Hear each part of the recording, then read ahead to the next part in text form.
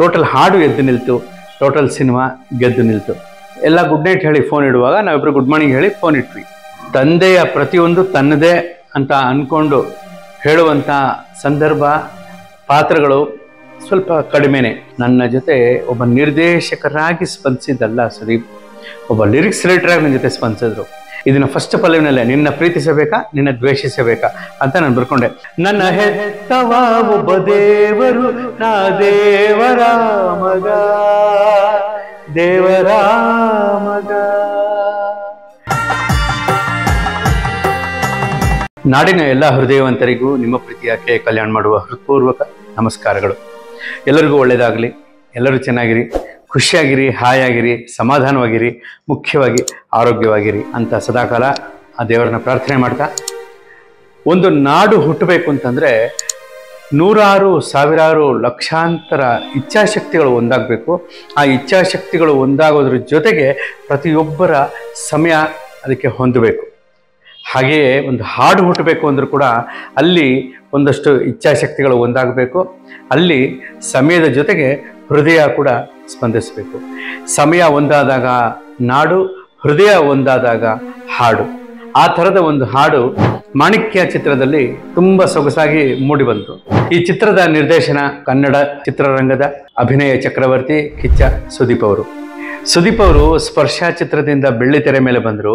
ಆದರೆ ಹುಚ್ಚ ಚಿತ್ರದಿಂದ ಹಳ್ಳಿಯ ತೆರೆಗಳಲ್ಲೆಲ್ಲ ತನ್ನ ಪ್ರತಿಭೆಯನ್ನು ತೆರೆದು ಬಿಟ್ಟರು. ಅಂಥ ಪ್ರತಿಭಾವಂತ ಸುದೀಪ್ ಅವರು ನಿರ್ದೇಶನದಲ್ಲಿ ಯಾವುದರಲ್ಲೂ ಕೂಡ ಕಡಿಮೆ ಇಲ್ಲ. ಅವರು ನಿರ್ದೇಶನ ಮಾಡಿದಂಥ ಮೈ ಆಟೋಗ್ರಾಫ್ ಚಿತ್ರಕ್ಕೆ ಎಲ್ಲ ಹಾಡುಗಳನ್ನ ಬರೆಯೋ ಒಂದು ಸದಾವಕಾಶ ಸಿಕ್ತು. ಅವರ ನಿರ್ದೇಶನದ ನಂಬರ್ 73 ಶಾಂತಿ ನಿವಾಸ ಚಿತ್ರದ ಎಲ್ಲ ಹಾಡುಗಳನ್ನು ಬರೆದೆ. ಅವರ ಬಹುತೇಕ ಸಿನಿಮಾಗಳಲ್ಲಿ ತೊಡಗಿಸ್ಕೊಳ್ಳುವಂಥ ಒಂದು ಒಳ್ಳೆಯ ಒಂದು ಹ್ಯಾಪಿನೆಸ್ ಕ್ರಿಯೇಟ್ ಆಯಿತು. ಮಾಣಿಕ್ಯ ಚಿತ್ರದ ನಿರ್ಮಾಣ ಮಾಡಿದವರು MN ಕುಮಾರ್ ಅವರು, ಕೊಲ್ಲ ಪ್ರವೀಣ್ ಅವರು. ಇದರ ನಿರ್ದೇಶನ ಮತ್ತು ಇಡೀ ಚಿತ್ರದ ಆಕ್ಸಿಜನ್ ಕೆಲಸ ಮಾಡಿದವರು ಸುದೀಪ್ ಅವರು. ತಂದೆ ಮಗನ ಎಮೋಷನ್ಸ್ ಮಧ್ಯೆ ಇರುವಂಥ ಕಥೆ ಎಲ್ಲರೂ ನೋಡಿದ್ದೀರಾ, ಚಿತ್ರವನ್ನು ಗೆಲ್ಲಿಸಿದ್ದೀರಾ. ಸುದೀಪ್ ಅವರ ತಂದೆಯ ಪಾತ್ರಕ್ಕೆ ಯಾರು ಸರಿಯಾಗಿ ತೂಗ್ತಾರೆ ಅಂತ ಬಂದಾಗ ಸಾರ್ವಕಾಲಿಕ ಕ್ರೇಜಿ ಸ್ಟಾರ್ ಅಂದರೆ ಅದು ವಿ ರವಿಚಂದ್ರನ್ ಅವ್ರು ಮಾತ್ರನೇ. ಸುದೀಪ್ ಅವರು, ರವಿಚಂದ್ರನ್ ಅವರು ಹೊರಗಡೆನೂ ಕೂಡ ಈ ಚಿತ್ರದ ಸಂದರ್ಭದಿಂದ ಹೊರಗಡೆ ಕೂಡ ತಂದೆ ಮಗನ ರೀತಿಯೇ ಎಲ್ಲ ಕಡೆಗೂ ಕೂಡ ಅವರು ಕಾಣಿಸ್ಕೊತಾ ಇರೋದು ಬಹಳ ಒಂದು ವಿಶೇಷವಾದಂಥ ಒಂದು ವಿಚಾರ. ಈ ಚಿತ್ರಕ್ಕೆ ನನ್ನ ಗೆಳೆಯ, ನನ್ನ ತಮ್ಮ ಅರ್ಜುನ್ ಜನ್ಯ ಅದಕ್ಕೆ ಮ್ಯೂಸಿಕ್ ಡೈರೆಕ್ಟರ್.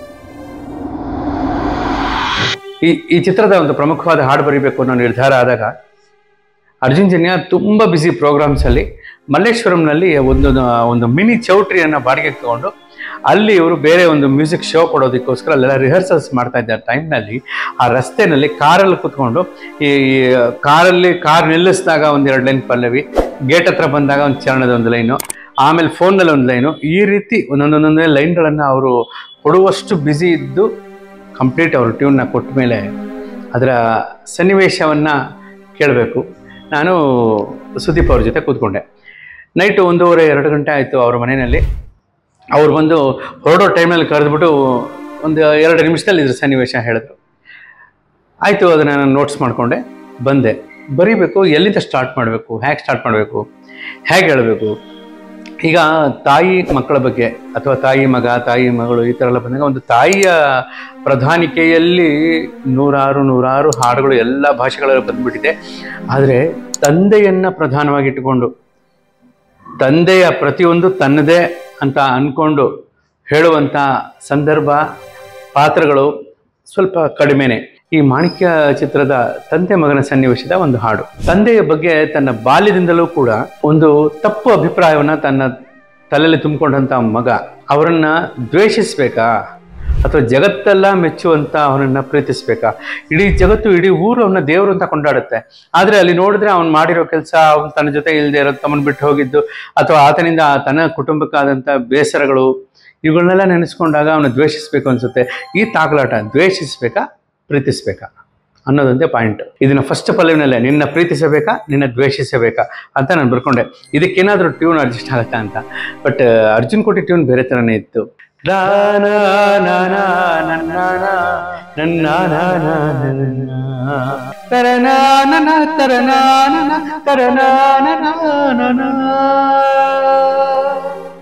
ವೈಡ್ ಫೀಲಲ್ಲಿ ಒಂದು ಟ್ಯೂನ್ ಕೊಟ್ಟಾಗ ಏನು ಮಾಡಲಿ, ನಿನ್ನ ಪ್ರೀತಿಸಬೇಕಾ ದ್ವೇಷಿಸಬೇಕಾ ಅಂತ ಅಂದ್ಕೊಂಡಿದ್ದ ಸಾಲನ್ನ ವಿಸ್ತರಿಸ್ಕೊಂಡು ಅದೆರಡೇ ಪದಗಳ ಅರ್ಥವನ್ನು ಫುಲ್ ಹಾಡಲ್ಲಿ ತಂದರೆ ಹೇಗೆ ಅಂತ ಮಾತಾಡಬೇಕು. ಸುದೀಪ್ ಅವರು ಫ್ರೀ ಆಗ್ತಾ ಇದ್ದಿದ್ದೆ ರಾತ್ರಿ 11:30 12 ಗಂಟೆ ನಂತರ. ರಾತ್ರಿ 12 ಗಂಟೆಗೆ ಮೆಸೇಜ್ ಮಾಡಿದೆ ಅವ್ರಿಗೆ. ಅವರು ಒಂದು 12:45 1 ಗಂಟೆಗೆ ವಾಪಸ್ ಮೆಸೇಜ್ ಮಾಡಿದ್ರು. ಮಾಡಿದ ತಕ್ಷಣ ಊಟ ಆಯ್ತಾ, ತಿಂಡಿ ಆಯ್ತಾ, ನೆಕ್ಸ್ಟ್ ಹಾಡು ಬರೆಯೋಣ, ಬರೆಯೋಣ, ಎಲ್ಲಿ ಮೀಟ್ ಮಾಡೋದು, ಬೇಡ ಫೋನಲ್ಲೇ ಬರೆಯೋಣ ಅಂತಂದು.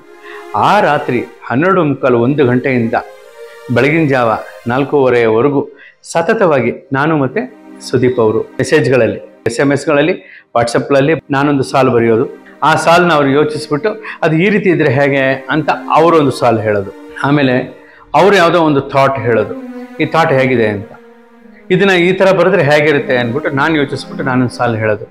ಫೋನ್ ಹಾಗೇ ಇಟ್ಕೊಂಡಿದ್ದೀವಿ. 12:45 1 ಗಂಟೆ ರಾತ್ರಿಯಿಂದ ಬೆಳಗಿನ ಜಾವ 4:15ವರೆಗೂ ಸುಮ್ಮನೆ ಫೋನ್ ಕಂಟಿನ್ಯೂಸ್ ಆಗಿ ಇಟ್ಕೊಂಡಿದ್ದೀವಿ. ಲೌಡ್ ಸ್ಪೀಕರ್ ಆನ್ ಮಾಡಿ ಮುಂದೆ ಹೆಂಗೆ ಇಟ್ಕೊಂಡು ಯೋಚಿಸ್ತಾ ಇದ್ದೀವಿ ಹಾಡನ್ನು. ಸಾಲುಗಳು ಬರ್ತಾ ಇದೆ. ಈ ರೀತಿ ನನ್ನ ಜೊತೆ ಒಬ್ಬ ನಿರ್ದೇಶಕರಾಗಿ ಸ್ಪಂದಿಸಿದ್ದಲ್ಲ ಸುದೀಪ್, ಒಬ್ಬ ಲಿರಿಕ್ಸ್ ರೈಟರಾಗಿ ನನ್ನ ಜೊತೆ ಸ್ಪಂದಿಸಿದ್ರು. ಅವರು ಒಂದು ಬುಕ್ ಪೆನ್ ಇಟ್ಕೊಂಡು ಅಲ್ಲಿ ಕೂತಿದ್ದಾರೆ ಅವ್ರ ಮನೇಲಿ, ನಾನು ನಮ್ಮ ಮನೇಲಿ ನಾನೊಂದು ಬುಕ್ ಪೆನ್ ಇಟ್ಕೊಂಡು ಕೂತಿದ್ದೀನಿ. ಮಾತಾಡ್ತಾ ಇದ್ದೀವಿ.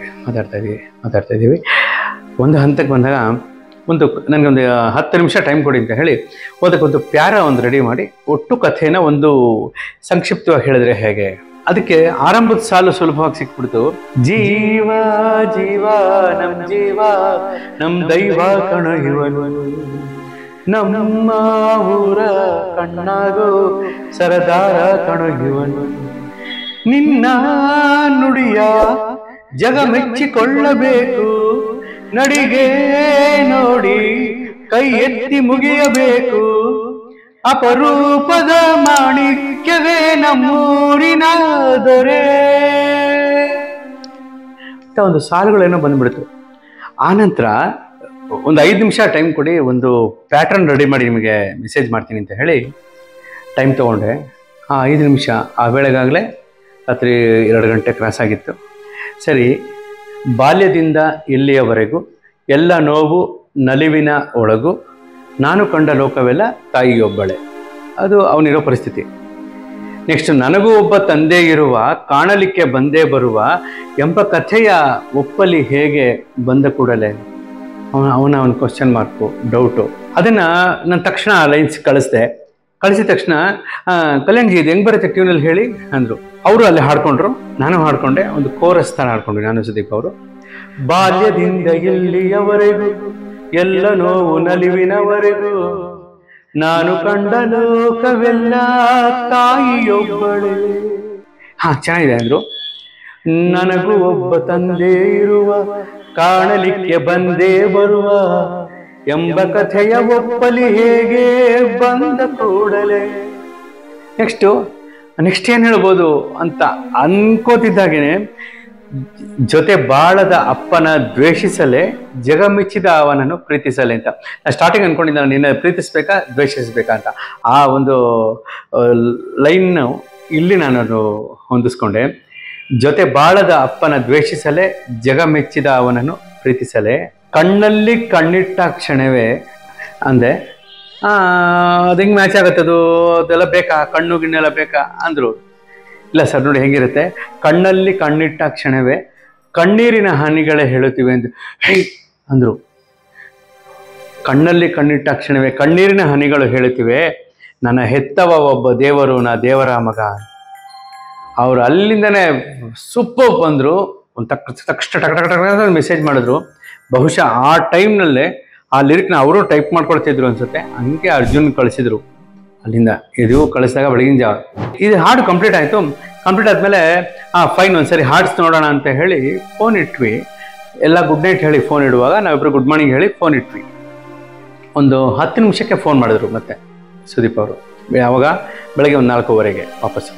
ಆ ಲಾಸ್ಟ್ ಲೈನ್ ಒಂದ್ಸತಿ ಏನು ಹೇಳಿ ಅಂದರು, ನನ್ನ ಹೆತ್ತವ ಒಬ್ಬ ದೇವರು, ನಾ ದೇವರ ಮಗ, ದೇವರ ಮಗ. ಸಾಲ ಹೇಳಿದ ತಕ್ಷಣ ಅವರು 1 ಸೆಕೆಂಡ್ ಸೈಲೆಂಟ್ ಆಗ್ಬಿಟ್ರು. ಯಾಕೆ ಲೈನ್ ಬೇಡವಾ, ಇನ್ನು ಚೇಂಜ್ ಮಾಡ್ಬೇಕಂದೆ. ಇಲ್ಲ, ಒಂಥರ ಎಮೋಷನ್ ಆಗುತ್ತೆ ಇದು ಅಂತಂದ್ರು ಅವರು. ಅಂದರೆ ಸುದೀಪ್ ಅವರು ಅವರ ತಂದೆನ ನೆನೆಸ್ಕೊಂಡಿದ್ದಾರೆ. ಯಾವ ಒಂದು ಸಮಯದ ಪ್ರೇರಣೆನೋ ಗೊತ್ತಿಲ್ಲ, ಈ ಸಾಲು ಪ್ರತಿಯೊಬ್ಬ ಮಕ್ಕಳು ಅವರವ್ರ ತಂದೆಗೆ ಹೇಳ್ಕೋಬಹುದು. ನನ್ನ ಹೆತ್ತವ ಒಬ್ಬ ದೇವರು ನ ದೇವರ ಮಗ, ನನ್ನ ಹೆತ್ತವ ಒಬ್ಬ ದೇವರು ನ ದೇವರ ಮಗ ಅಂತ ನೀವು ಅನ್ಕೋಬಹುದು. ನಿಮ್ಮ ಪಕ್ಕದಲ್ಲಿ ಕೂತಿರೋರು ಅನ್ಕೋಬಹುದು, ನಿಮ್ಮ ಹಿಂದೆ ಮುಂದೆ ಕೂತಿರೋರು ಅನ್ಕೋಬಹುದು. ಪ್ರತಿಯೊಬ್ಬರು ನಿಮ್ಮ ಮಕ್ಕಳು ನಿಮ್ಮ ಬಗ್ಗೆ ಅನ್ಕೋಬಹುದು, ನೀವು ನಿಮ್ಮ ತಂದೆ ಬಗ್ಗೆ ಅನ್ಕೋಬಹುದು, ನಿಮ್ಮ ತಂದೆಯವರು ಅವ್ರ ತಂದೆ ಬಗ್ಗೆ ಅನ್ಕೋಬಹುದು. ಆ ಥರದ ಒಂದು ಸಾಲು ಇಟ್ ಹ್ಯಾಪನ್ಸ್ ಅಂತಾರಲ್ಲ, ಹಾಗೆ ಬಂದು ಓದಗಿದ್ದದು. ಸುದೀಪ್ ಅವರು ಎಮೋಷನ್ ಆಗಿ ಚೆನ್ನಾಗಿದೆ ಇದು ಸಾಲು ಅಂತ ಹೇಳಿದ್ರು. ಅವ್ರಿಗೆ ಏನಂದರೆ ಸುದೀಪ್ ಅವ್ರದ್ದು ಒಂದು ನಾನು ತುಂಬ ಚೆನ್ನಾಗಿ ಬಲ್ಲೆ. ಸ್ಪರ್ಶ ಇರ್ಬೋದು, ಹುಚ್ಚ, ಕಾಶಿ ಫ್ರಮ್ ವಿಲೇಜ್ ಇರ್ಬೋದು, ಮೈ ಆಟೋಗ್ರಾಫ್ ಇರ್ಬೋದು, ನಂಬರ್ 73 ಶಾಂತಿನಿವಾಸ ಇರ್ಬೋದು. ಬಹುತೇಕ ಸುದೀಪ್ ಅವರು ಸಿನಿಮಾಗಳಿಗೆಲ್ಲ ನಾನು ಬರೆಯುವಾಗ ಯಾವುದೇ ಒಂದು ಸಾಲು ಅಂದರೆ ಬರೆಯುವಾಗ ಪ್ರತಿ ಹಾಡಿನ ಪ್ರತಿ ಸಾಲು ಕೂಡ ನಾವು ಒಟ್ಟಿಗೆ ಚರ್ಚೆ ಮಾಡಿದ್ದೀವಿ. ಯಾವುದಾದ್ರು ಒಂದು ಸಾಲು ಅವ್ರಿಗೆ ಇಷ್ಟ ಆಗ್ಬಿಟ್ರೆ ಎರಡನೇ ಸತಿ ಅವ್ರಿಗೆ ಏನು ಅಂತ ಕೇಳೋದೇ ಇಲ್ಲ. ಅವರು ಕೇಳಿದ ತಕ್ಷಣ ಓಕೆ ಅಂದ್ಬಿಡ್ತಾರೆ, ಟಕ್ ಅಂತ. ಅಷ್ಟು ಬೇಗ ಅದನ್ನು ಗ್ರಹಿಸ್ಕೊಂಡ್ಬಿಡ್ತಾರೆ ಅವರು. ಅಷ್ಟು ಚೆನ್ನಾಗಿದೆ ಅವರ ಒಂದು ಸೆಳ್ಕೊಳ್ಳೋವಂಥ ಶಕ್ತಿ. ಅವರು ಅದನ್ನು ಇನ್ನೊಂದ್ಸರಿ ಕೇಳಿದಾಗ ನನಗೆ ಡೌಟ್ ಬಂತು, ಏನೋ ಚೇಂಜ್ ಮಾಡಬೇಕಾಯ್ತು ಅಂತ. ಬಟ್ ಅವ್ರಿಗೆ ಎಮೋಷನ್ ಆಗಿ ಇನ್ನೊಂದ್ಸತಿ ಕೇಳಿದ್ದವರು.